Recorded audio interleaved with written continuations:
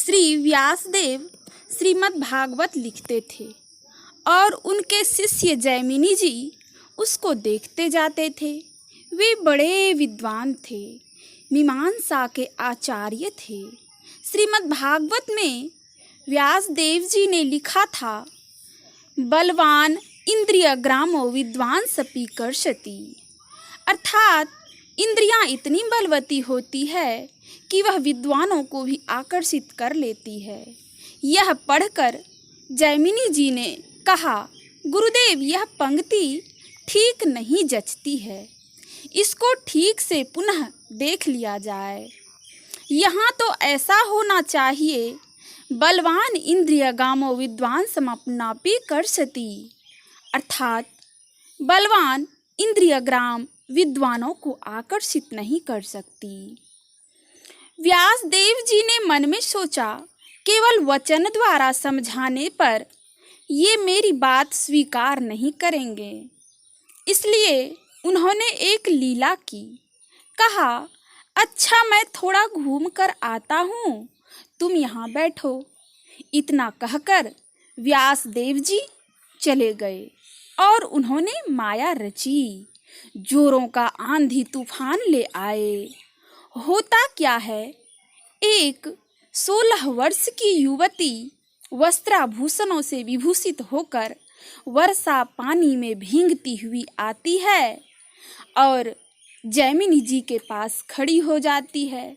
जैमिनी ने कहा, तुम यहाँ क्यों भींग रही है, भीतर चली आओ। उसने कहा, मुझे पुरुषों के ऊपर विश्वास नहीं होता। जैमिनी जी ने कहा, मेरे जैसे पुरुष पर भी नहीं, जानती हो मैं कितना बड़ा विद्वान हूँ, मीमांसा का आचार्य हूँ। श्री व्यासदेव जी के लिखे महापुराणों को पढ़ पढ़ कर ठीक कर रहा हूँ, चली आओ। वह भीतर चली आती है। काम ने किसको बदनाम नहीं किया। इस युवती के सौंदर्य को देखकर इंद्रियां बलवती हो उठी। इन्होंने अपनी दुर्बलता उसके सामने रखी। उस युवती ने कहा, अवश्य ही मेरी शादी अभी नहीं हुई है, मैं आपसे शादी कर लूँगी।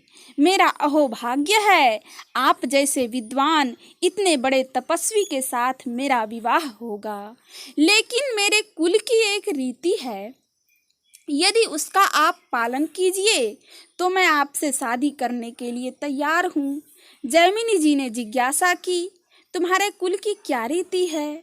युवती बोली, हमारे कुल की यह रीति है कि जिस लड़के के साथ लड़की का विवाह होता है उसको घोड़ा बनना पड़ता है और लड़की उसके मुंह में लगाम लगाकर उस घोड़े पर सवार होती है। इसी तरह से दोनों ही देव मंदिर जाकर देवता को प्रणाम करते हैं। इस प्रकार शादी होती है। आप घोड़ा बनिए, मैं लगाम लगाऊंगी, आपके ऊपर चढ़कर देव मंदिर जाऊंगी, देवों को प्रणाम करके लौटूंगी, फिर शादी हो जाएगी। जैमिनी जी ने देखा यहाँ कोई नहीं है, सोचा थोड़ी देर के लिए घोड़ा बन ही जाऊं तो क्या हर्ज है, शादी तो हो जाएगी ना।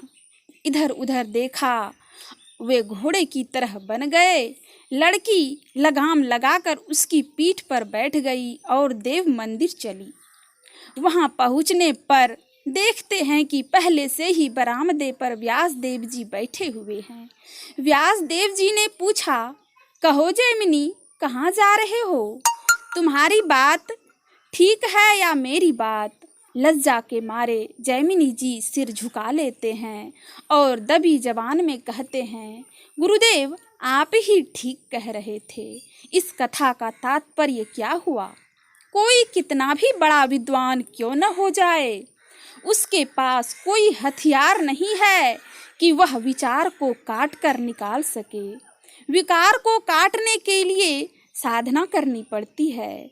जब कोई अंत साधना नहीं करेगा, आत्म स्वरूप की पहचान नहीं होगी, स्वरूप का ज्ञान विहीन नहीं होगा।